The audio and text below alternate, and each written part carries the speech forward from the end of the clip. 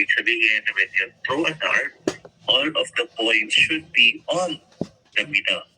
When you say representativeness, the degree to which elements are proportional to all facets of the targeted construct, covering the entire board evenly. For example, you want to assess stress. There are plenty of stress that you have to consider. So, dili lang siya limited to one aspect of stress, but to all aspects of stress. Okay? While both dimensions matter, the standard CBI primarily quantifies relevance. So CBI alone is measured to what is quantified in your relevance aspect. Okay, so here's the flow. So this will be the ideal flow of what will happen to your validation blueprint. Let's start with the preparation of the content validation form. I believe Dr. Mercy has already forwarded you or shared to you the file. Then select review panel of expert. Now, how many review panel experts should I consider? Actually, the ideal is 3 to 5. That's the ideal. However, there are some literature says na okay lang daw ang dalawa. If you will consider more than 5, actually the better. If you will consider 5 up to 10, for me, it will really measure the true content, no? And the validity of your questionnaire is more sound and reliable if you will get more expert. How to assess expert? Siyempre, dito mo na malalaman. Depending on what topic or what questionnaire ang gusto mong i-process. Most likely, the expert are everywhere.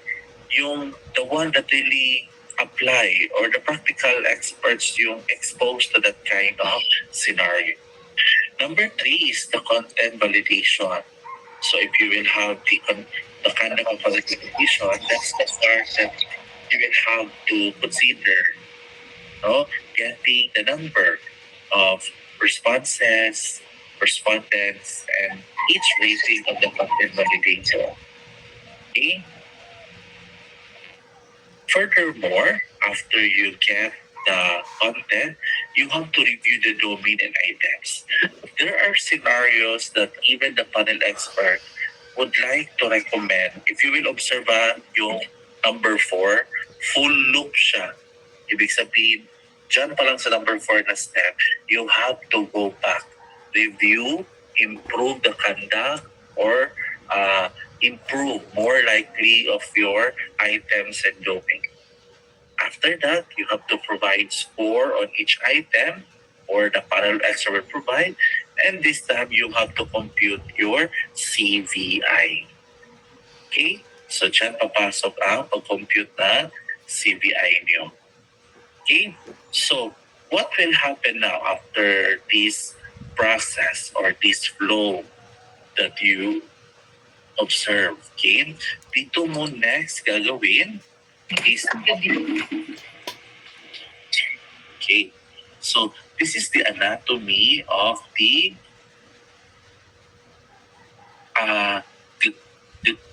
distract ko sa kanang naay mag-admit kay kakahunong ko can I assign someone as another admin? Mr. Ramos, I will add you as the co-host para mag-confirm sa mga mag-admin. Is it okay? Nakadistract ko sa naimsik pa admin. Okay na, Mr. Ramos? Hindi na po, sir. Acknowledge po, sir. Okay. So let us proceed. So after you measure all the after you compute your CBI, which is the phase 3 of your blueprint, that's the high time for you to proceed with your form. Now, here's the anatomy of a validation form. Take note, you must include this part. Dear expert, that is the instruction block. Then you have the domain definition. And you have the item ledger.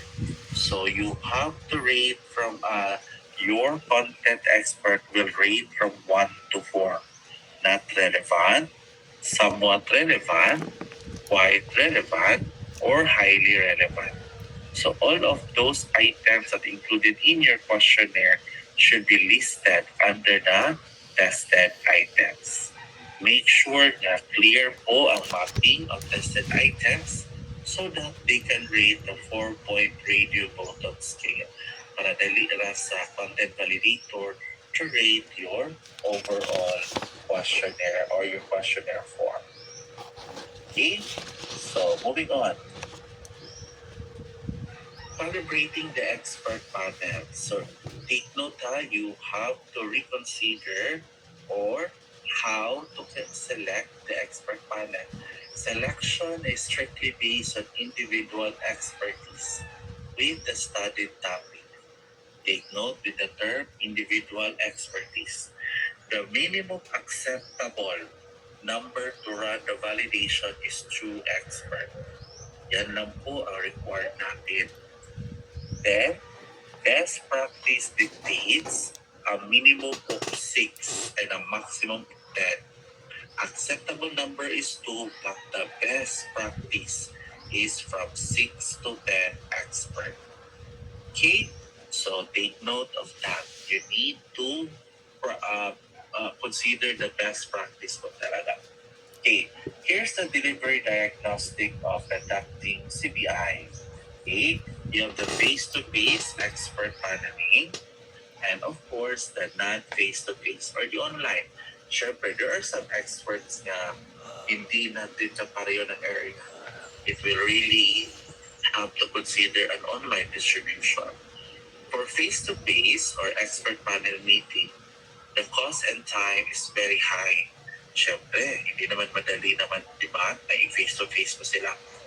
The response rate guarantee highest, okay? They can rate right away on your questionnaire. The facilitation, however, the researcher guides process through steps 4 and 5 in real time.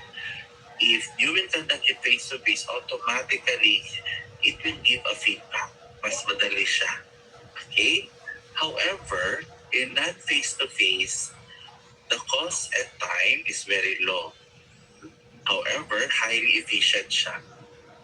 However, dito tayo mag-differentiate sa response rate guarantee because possibly hindi lahat ng content validators mo can really say yes because they are busy.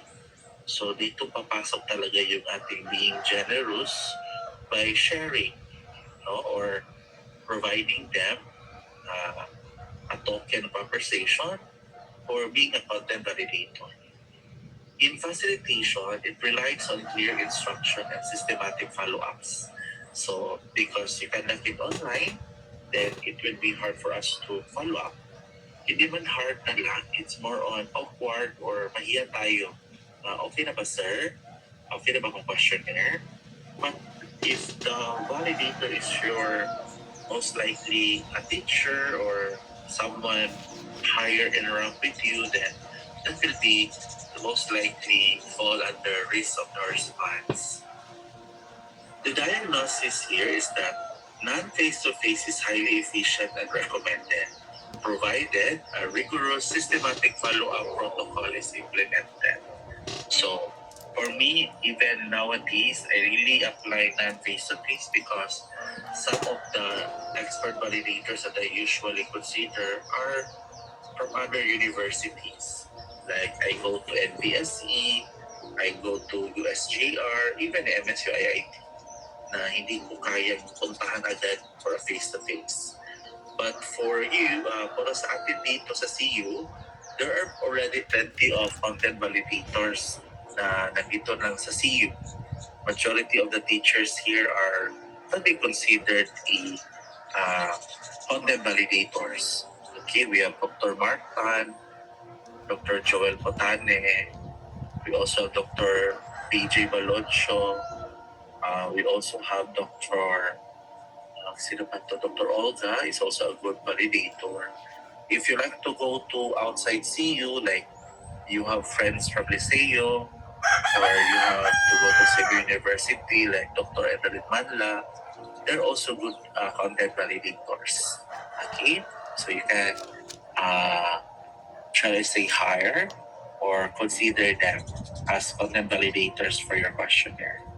Okay, now here's the catch: the binary filter. The raw subjective rating is that 1, 2, 3, 4 ang rating. If it will fall 1 to 2, then that's the time you have to remove. Okay? Remove or improve. But expert critically review the domain and provide a score.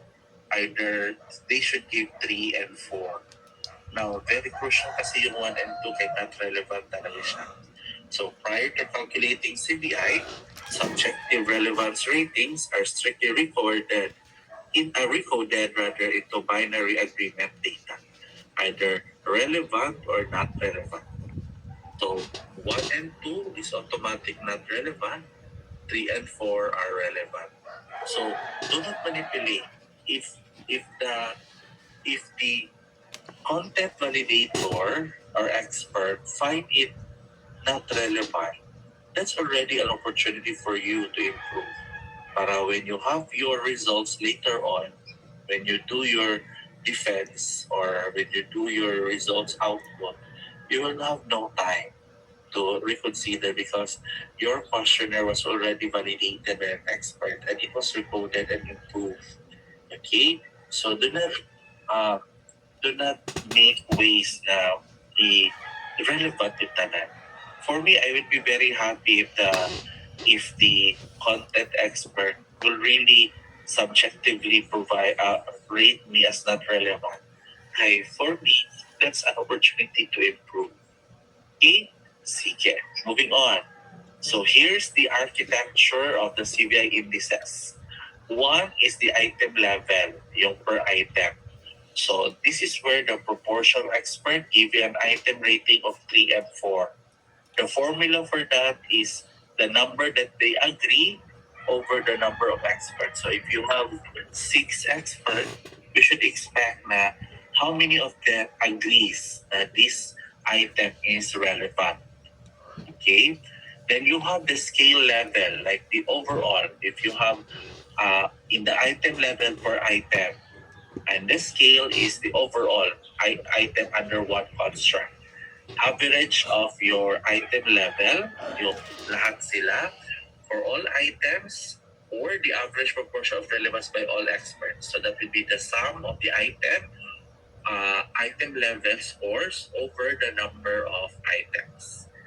And of course, for the scale level universal agreement, that's the time now that you have to consider all express proportion of items, strict stringency. So that will be the sum of your universal agreement of all, lahat ng mga expert over the number of items. So very easy to compute, no? You just have to count how many daily agreed over the number of experts and the number of items as your denominator over the sum of each course and the average of all the scale level scores. And you will get your CVI value. Now, if none of a CVI value, how are you going to decide with it? Oh, when you have the CVI values, you will now have to tally them.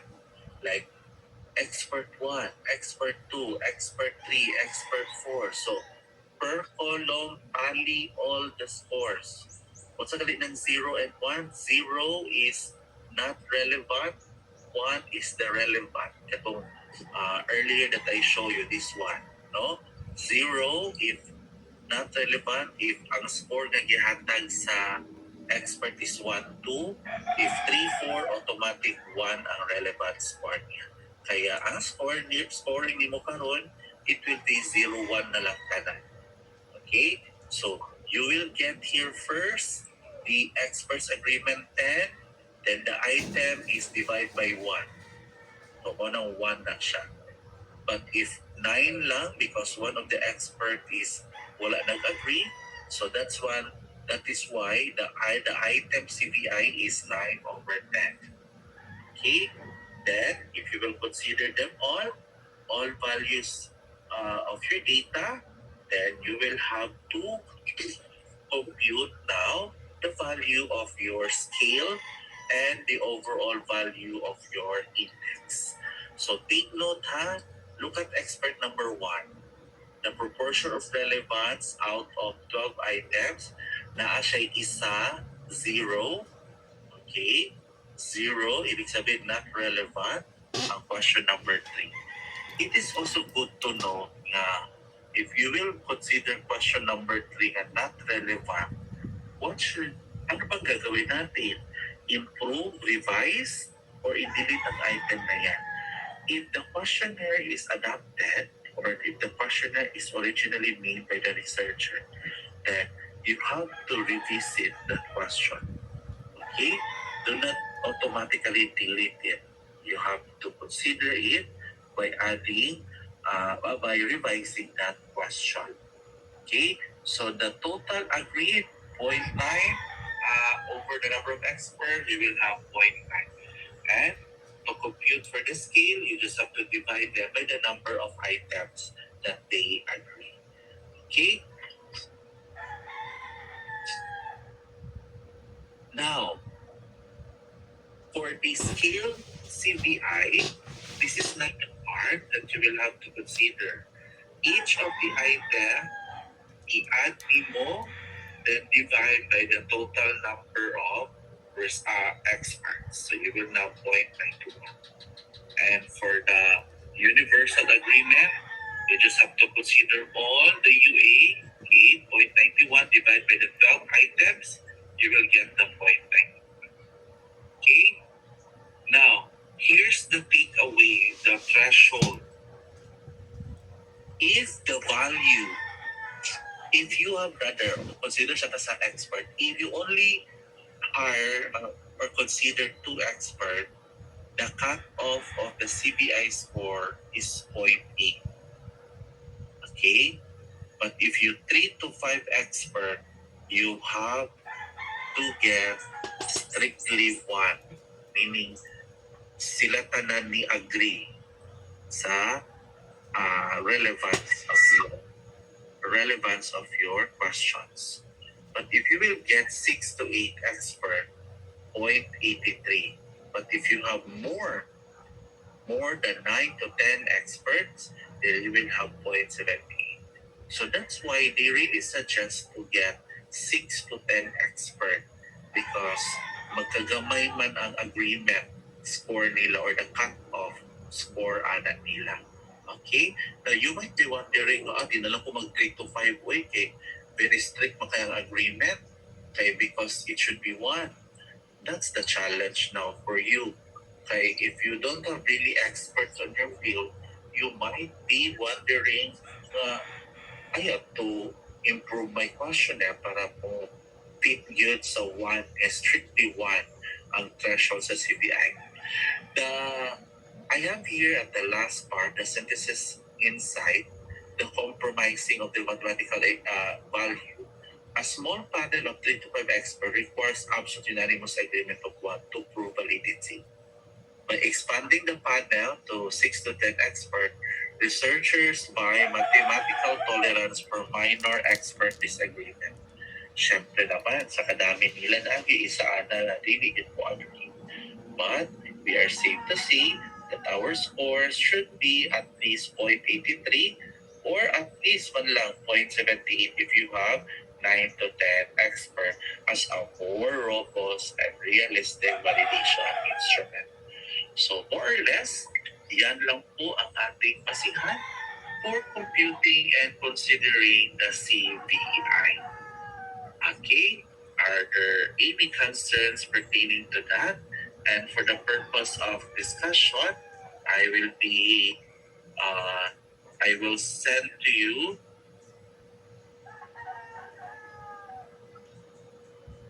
okay.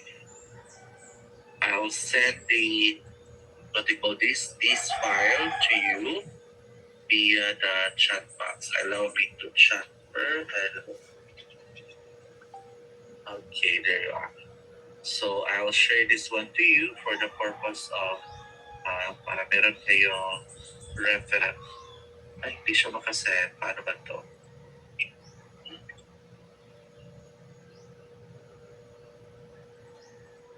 Hindi ako makakasend. Oo. Sige. You're here. We have Dr. Mercy. Yes, Dr. Mercy. Yes, good afternoon. Good afternoon, Sir Nate, and good afternoon, everyone. Sir Nate, kung you may send me the file through email if it doesn't send here. This line, meron na kayo text. Okay, agreeing for function.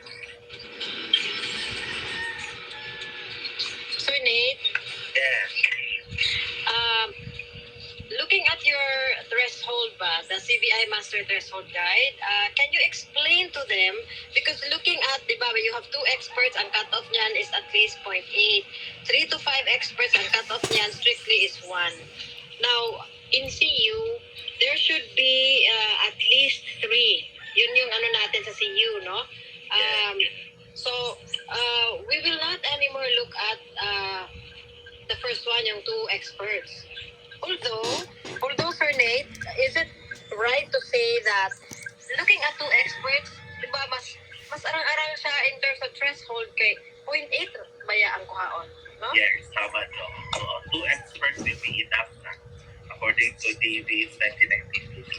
Yeah, however, let's take note again, CU students, there are 3 or more Required. experts, validators for an instrument. Now, but we have to take into consideration that validation kasi, no, per validator, depende sa master's ba na siya or doctorate, no, instrument, validators charge from 1,000 to 1,005. I announced, I guess, last time that the validation should be within that range because there are those who are also charging astronomically, meaning there are those that I heard na they're charging 3,000, they're charging 5,000. That's too much. So, please know that our charge, no, the validators na among na ano before is na lang sa 1,000 to 1,500. So, I would suggest you look for, of course, number 1, you look for the expert. Expert dapat, dili lang kay validator lang siya, ha? Look for an expert in the field of your investigation. Tapos, ayun nga, mo limit kita og kuan siguro sa 3 lang kay syempre kung may kagtag 1.5 per validator dako po ba na siya, Sir Nate, no? So siguro na ata sa 3, no, na ata sa 3 lang siguro because again it means cost, although we want it na very valid. We're looking at the validity gyud, no, ang iyang impact sa validity ba, pero mo lagi na they're limited by the ano kasi, sir, ang mahal magud ang kada validator. So, can we have that? 3 lang siguro. Basta dili mo baba lang yun of 3. I'm good, Sir Nate. Thank you so much. Are there, yes, Sir Norman? Hello, Doc. Good afternoon. Good afternoon, everyone. I just want to ask to clarify lang, no, regarding the selection of expert validators. Is it okay to get the external outside the CU? For example, I will get 3 validators. Is it okay that all of them are outside the CU, or do we need to get at least 1 from the CU? I will answer that question. We can have external validators. We do that. What is in the previous experience and in the previous practice, we get 1 from CU and then make sure that that validator is not one of your panelists. Okay, so 1 from CU who is not a panelist of yours, and then the external you may get. But we are very careful of the qualification of the validators because you need to put that, no, in your chapter 3, although you are not naming names, but you need to put the qualification of that person. So it's not because that person is a close friend of yours, enough na siya, because panelists are looking for the qualification talaga. PhD ba siya ana, no? Or if not PhD, masters ba siya? Unsa niyang field? Tama ba gyud nga siya ang mag-validate? So those are the questions that you may encounter because panelists might say, why did you get validator B when in fact validator B is this and that? And again, so you need to justify why you are getting someone as your validator po. But number one, qualification talaga and expertise in the field. Thank you, Doc, for clarification. Salamat po. Okay. Sige, we have one more, Ma'am Meredith, go ahead. Yes, actually follow-up question lang din po ito. If I get all three validators from CU, will that question arise that why did I get this validator, and will their credibility also be questioned during the panel discussion? Ma'am Meredith, let me answer that. Wala namang problema if you got 3 from CU, so long as these 3 individuals are not panelists of yours, no?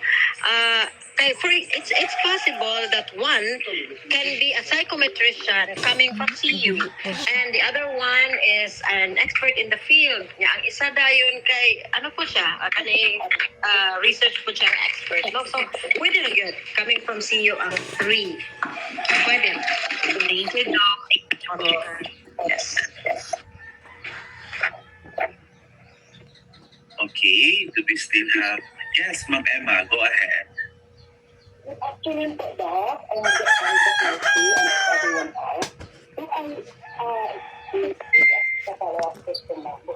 Consider that document said validators that is coming from the identity must not be one of the panelists or not be a member of the panelists. How can we make that with these validators, halimbawa, I will take that identity my validator until agree with my question. Then how will I know that that already not be one of the panelists?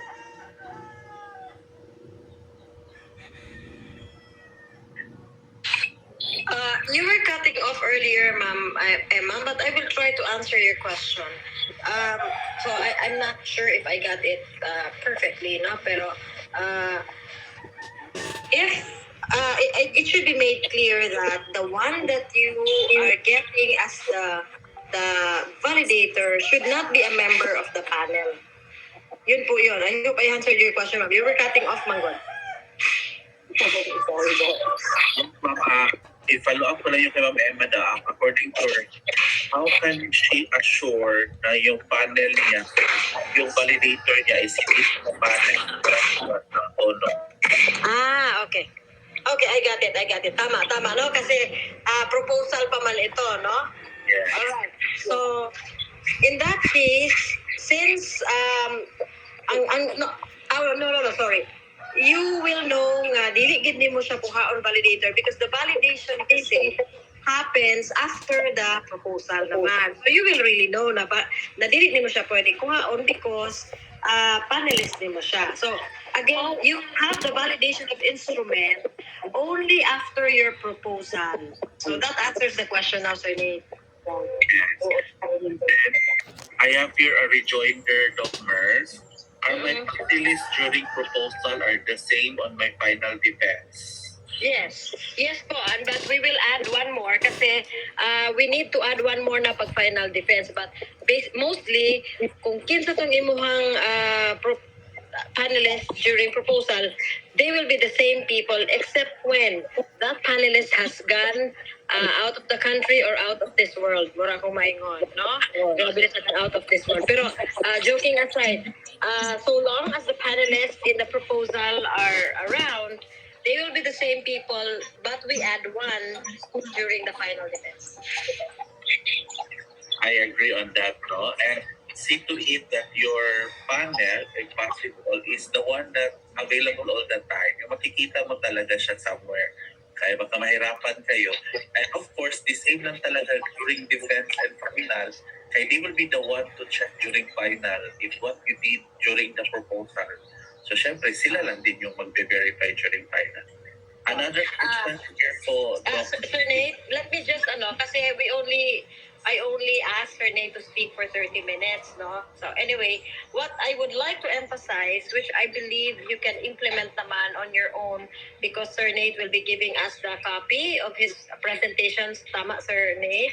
yeah, for This, Yeah, just make sure guys that you are the ones doing your CVI, ha? Dili na kailangan pa kay kanang gitudlo ni Sir Nate sa inyo karon. Sayon raman kaayo ni arithmetic raman gud kaayo, so madali ra gid kay ninyo ni ma-compute. No need na to pay someone to do the CVI for you. Okay?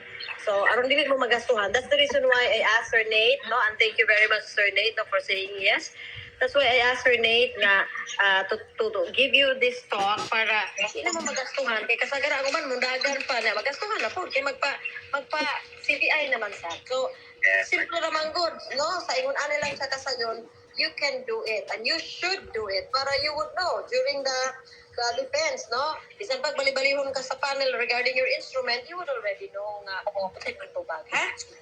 Much as we want to accommodate questions to Nate, but we're limited, no, in the interest of time. May I just request Sir Nate to just post, to send me na lang Sir Nate the PowerPoint kung hindi mo ma-send here, no? Kindly send me, I will share to the group. And I repeat, ang atong pag-validate sa instrument will only be done after the proposal nga defense.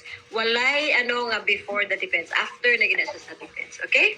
So with that, ladies and gentlemen, we would like to kindly give a virtual applause to Sir Nathan Madronero for a very comprehensive and very informative and very simplified nga pag-explain sa how to compute the CVI.